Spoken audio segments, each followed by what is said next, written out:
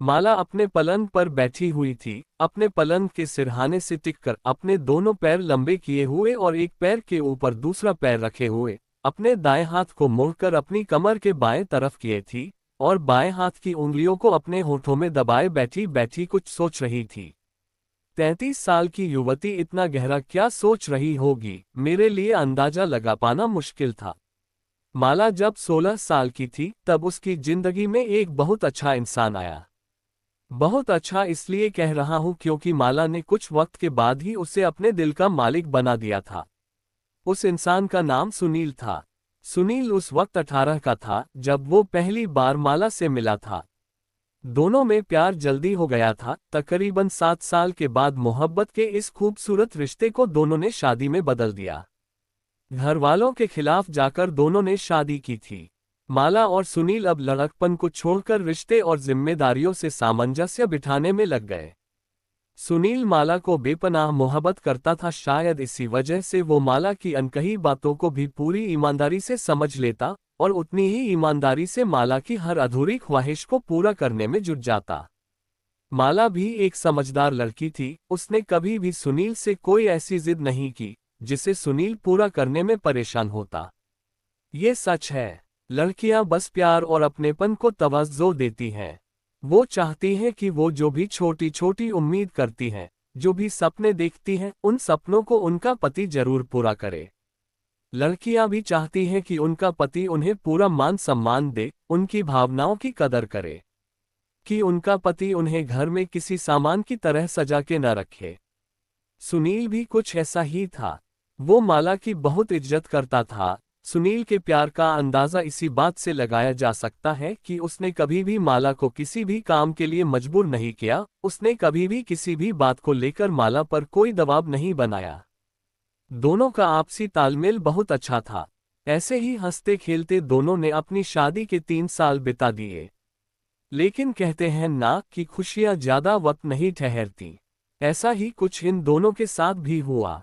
शादी के 3 साल के बाद सुनील का व्यवहार बदलने लगा। अब सुनील हर वक्त गर्म मिजाज में रहता। बेवजह गुस्सा करना, छोटी छोटी बातों पर माला से झगड़ने लगा था। माला इस सब से परेशान थी। सुनील का ऐसा व्यवहार उसके लिए असहनीय होता जा रहा था। लेकिन सुनील की आदतों में दिन ब दिन इजाफा होता जा रहा था, और इसी की वजह से माला के अंतकरण में उदासी का सैलाब बढ़ता जा रहा था। क्योंकि ऐसे रिश्ते की उम्मीद तो दोनों में से किसी ने नहीं की थी। शादी के चौथा साल माला के लिए बद से बदतर हो चुका था। माला ने कई बार कोशिश की कि सुनील के साथ बैठकर दोनों के बीच आती दूरियों को कम किया जा सके, लेकिन नतीजा हर बार ही उल्टा निकला। उसने सुनील को रोके मनाया, चिल्ला के मनाया, गिड़गिड़ा के मनाया, अपना पूरा हक जताया। लेकिन सुनील के व्यवहार अब घातक हो चुका था। आप शायद अंदाजा भी नहीं लगा सकते कि माला के दिल पर क्या बीती होगी। जिसके लिए उसने अपने घर को, अपने माँ बाप को छोड़ दिया, वो शख्स उसे इस कदर चोट पहुंचाएगा। माला ने कभी सपने में भी इस बात को नहीं सोचा था। माला स्वाभिमानी लड़की थी, उसकी गरिमा पर कोई आंच आए ये उसको कतई गंवारा नहीं था। एक रात जब सुनील बहुत देर से घर आया, माला हाथ में कुछ कागज लिए बैठी थी।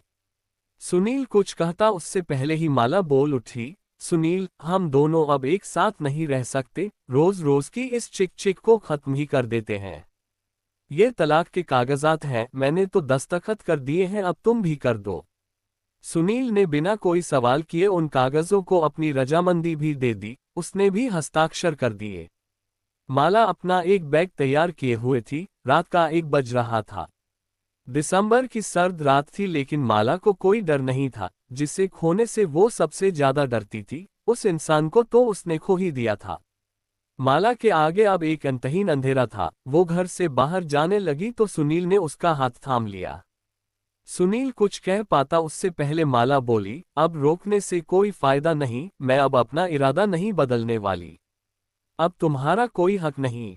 सुनील ने एक गहरी सांस ली, जैसे किसी तकलीफ को अपने अंदर दबा रहा हो। फिर माला से बोला, किसी हक से नहीं रोक रहा, लेकिन जहां इतने दिन झेला है, वहां आज रात और रुक जाओ। सुबह तुम जहां जाना चाहो वहां चली जाना, लेकिन इतने वक्त मत जाओ। प्लीज रुक जाओ। माला अपना बैग वहीं छोड़कर अपने कमरे में चली गई। न जाने क्यों, न चाहते हुए भी उसने सुनील की ये बात मान ली। सुबह जब माला की आंख खुली तो देखा कि 8 बज रहे थे। बहुत कम बार ऐसा हुआ था कि वो इतनी देर तक सोती रहे। माला घर छोड़कर जाने के लिए तैयार हुई, लेकिन जाने से पहले वो इस घर की तमाम खट्टी मीठी यादों को अपने दिल में बसा के अपने साथ ले जाना चाहती थी। माला अभी भी उलझन में थी। कल सुनील ने उससे कुछ भी नहीं कहा, लेकिन न जाने क्यों उसे जाने से रोका था। और आज उसकी शक्ल देखकर लग रहा था कि रात भर सोया नहीं।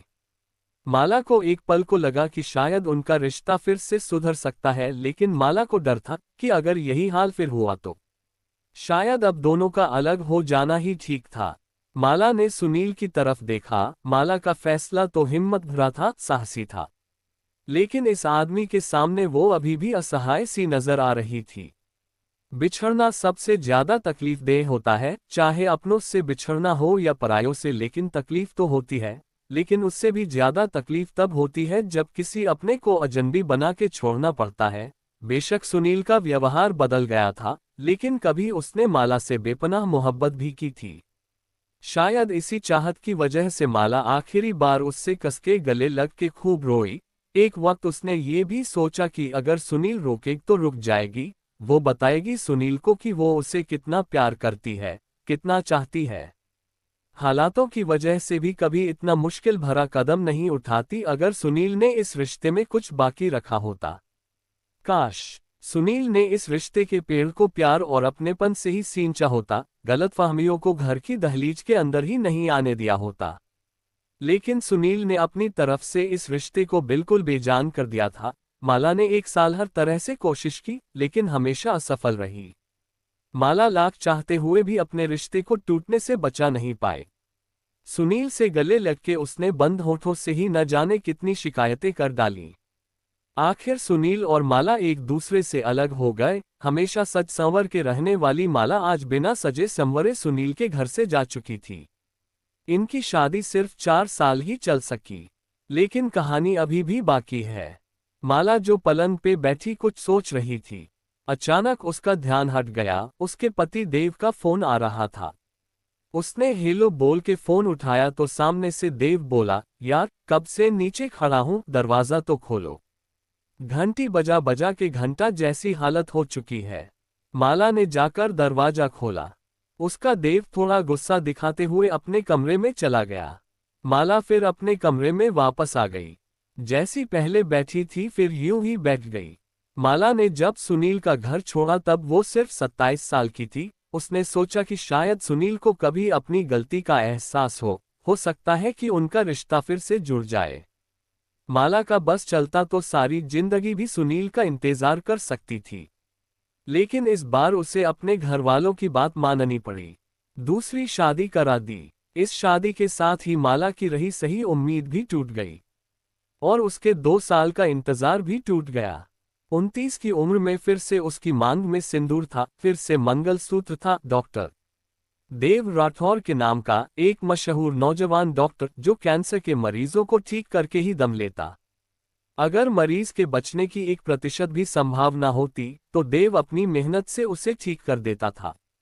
कम उम्र में ही एक बहुत बड़ा नाम बन चुका था डॉक्टर देव राठौर का। 4 साल दूसरी शादी को बीत चुके थे। माला मां बनने वाली थी।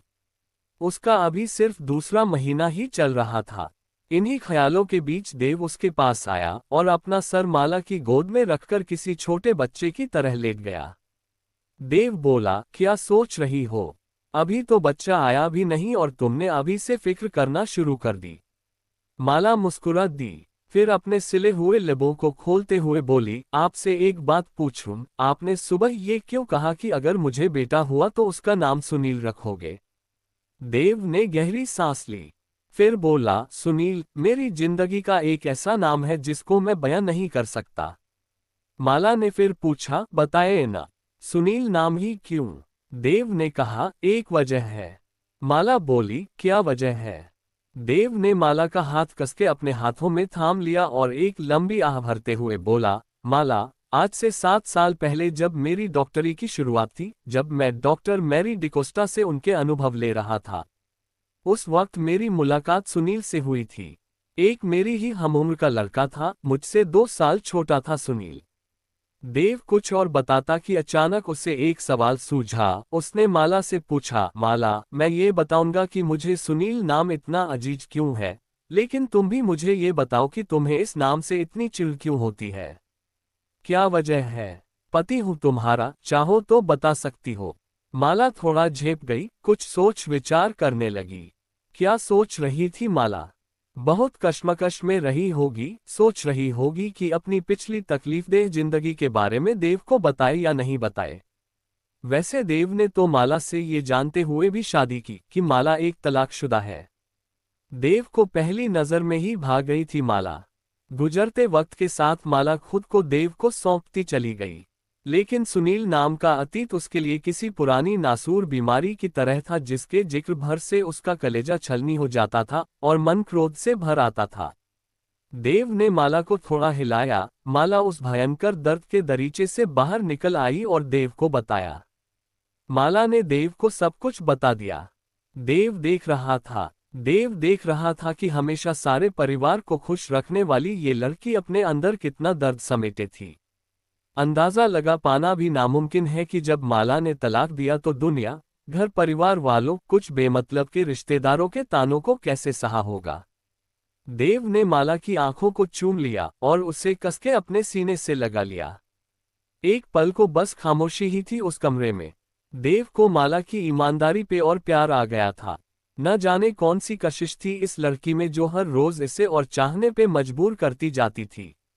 माला अपने चेहरे पे एक फीकी मुस्कान लाते हुए बोली, अब आप अपनी बात पूरी कीजिए। अगर हमें बेटा हुआ तो उसका नाम सुनील ही क्यों? माला देव को छेड़ते हुए बोली, अगर बेटी हुई तो? देव मुस्कुराते हुए बोला, अगर बेटी हुई तो उसका नाम हम दोनों ही रखेंगे, कुछ अच्छा, अपने और तुम्हारे नाम से एक एक अक्षर लेकर उसका नाम देवमाला रखूंगा। दोनों मुस्कुरा दिए। देव ने फिर अपनी बात कहनी शुरू की। देव बोला, मुझे आज भी याद है, आज से 7 साल पहले जब वो हॉस्पिटल आया था, थोड़ा थका थका, थोड़ा बुझा बुझा लग रहा था। डॉक्टर मैरी ने उसका चेकअप कराया और उसके रिपोर्ट्स की फाइल मुझे सौंप दी।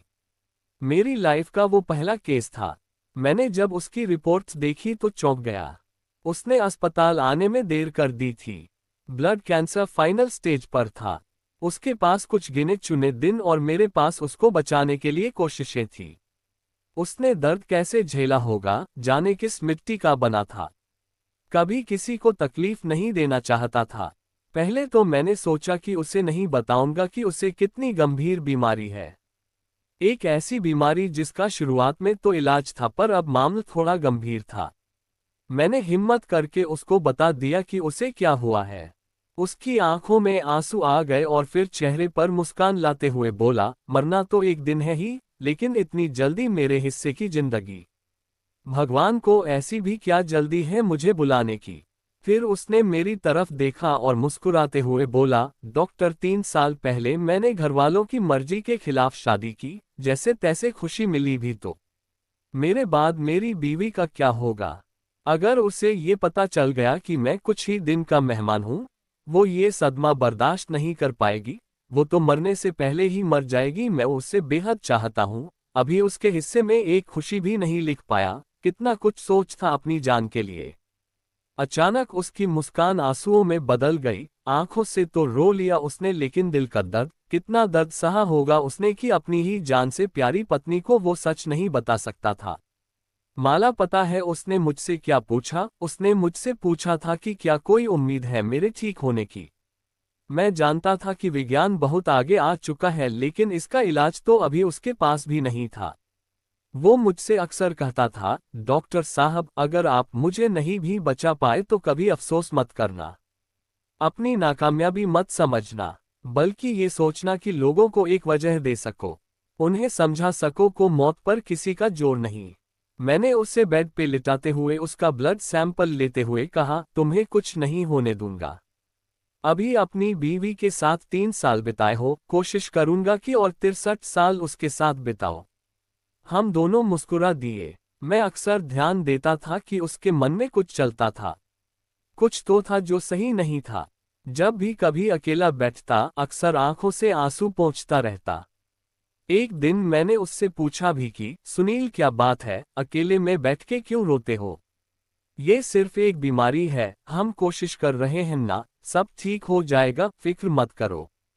सुनील गहरी सांस लेते हुए बोला, मैं अपनी बीमारी के लिए नहीं रोता डॉक्टर, मुझे विश्वास है कि तुम आखिरी कोशिश तक अपना काम जारी रखोगे। आज उसकी बात सुन के मैं भी हिल गया। सुनील बहुत शांत स्वभाव का था।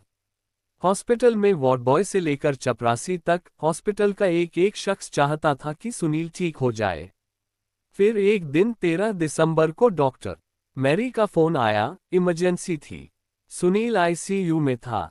सब परेशान थे, मैं, डॉक्टर मैरी, मेरे असिस्टेंट, उसके सिरहाने खड़ी वो नर्स। सब उदास थे, न जाने कैसे सुनील ने इन सब लोगों से इतना मजबूत रिश्ता जोड़ लिया था।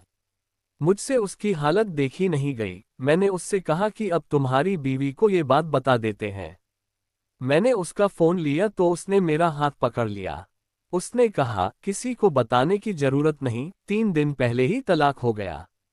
उसको लगता होगा कि वो मुझे छोड़कर गई, लेकिन मैं खुश हूं कि उसे खुद से दूर कर पाया। अगर उसे ये सब पता चल जाता तो वो जी नहीं पाती। उसके आगे पूरी जिंदगी है, अपनी वजह से उसकी आने वाली खुशियों को तबाह नहीं कर सकता था। उस कमरे में खड़े सभी शख्स रो उठे। कितना दर्द सहा होगा, कितनी तकलीफ हुई होगी। किसी को जिंदगी देने के लिए खुद ही बुरा बन गया, जिससे बेशुमार प्यार करता था, उसी की नफरत को गले लगा लिया। लोग तो मर जाते हैं और अपने पीछे एक अंतहीन सफर छोड़ जाते हैं, लेकिन सुनील ने तो अपनी बीवी के लिए एक नई कहानी लिख दी। उस दिन उसकी हालत देखकर मैं और मैरी मैडम जान गए थे कि अब उसके पास 5-6 दिन ही हैं। लेकिन सुनील ने उस कमरे में 17 दिन बिता लिए। फिर वो 31 दिसंबर की काली सर्द रात, उस रात को कभी नहीं भूल सकता। वो रात जब मैं और मैरी मैडम जी जान एक कर चुके थे, जो हो सकता था कर रहे थे। लेकिन रात के 11:50 पे उसने हम सबका साथ छोड़ दिया। पहला ऐसा मरीज मिला था जिसकी मौत का दुख पूरे अस्पताल को था। मुझसे उसने वादा लिया था कि मेरा अंतिम संस्कार तुम करना। घर परिवार को तो बहुत पहले ही छोड़ दिया, उनको कोई फर्क नहीं पड़ेगा। और हाँ, मेरी जो भी कुछ मेरे बाद बाकी रहेगा वो इस अस्पताल को देता हूँ। देव माला के पास से खड़ा हुआ। उसने अपनी अलमारी में से सहेज कर रखी गई एक तस्वीर निकाली और माला को देते हुए बोला, ये है सुनील। तस्वीर देकर देव बाथरूम में चला गया, अपने आंसुओं को छुपाने के लिए मुंह धुल के आने का बहाना बनाकर। माला ने जब वो तस्वीर देखी तो अवाक रह गई। ये सुनील उसका पहला पति ही था। जिस माला ने पिछले 6 साल एक ही बात का अफसोस हुआ करता था कि उसने सुनील से प्यार क्यों किया। वही माला अब ये सोचकर रो रही थी कि उसने सुनील का साथ इतनी जल्दी क्यों छोड़ दिया। उसे और वक्त देती, इतनी जल्दबाजी क्यों की। पिछले 6 सालों की सारी नफरत अपने आंसुओं के जरिए उस तस्वीर पर बहा दी। माला ने उस तस्वीर को कसके अपने गले से लगा और फूट फूट कर रोने लगी। जिस इंसान को वो धोखेबाज समझ रही थी, उसने तो अपने प्यार को खुश रखने के लिए कितनी बड़ी कीमत चुकाई थी। माला ने अपनी साड़ी के पल्लू से अपने आंसू पोंछे। तभी देव बाथरूम से मुंह धुल के वापस आ गया। फिर माला से बोला, अब तो कोई ऐतराज नहीं कि बेटे का नाम सुनील ही क्यों रखना है। माला की आंखों में आंसू छलक आए। अपनी सारी तकलीफ को दबाते हुए बोली, हाँ जी, अब कोई ऐतराज नहीं। दोस्तों, हमें मालूम है कि कहानी पसंद आने पर आप लाइक और सब्सक्राइब जरूर करेंगे, अतः कहानीराज के तरफ से कहानी को पूरी पढ़ने के लिए आपको बहुत बहुत धन्यवाद। हम फिर मिलेंगे एक नई कहानी के साथ, तब तक के लिए फिर से एक बार धन्यवाद।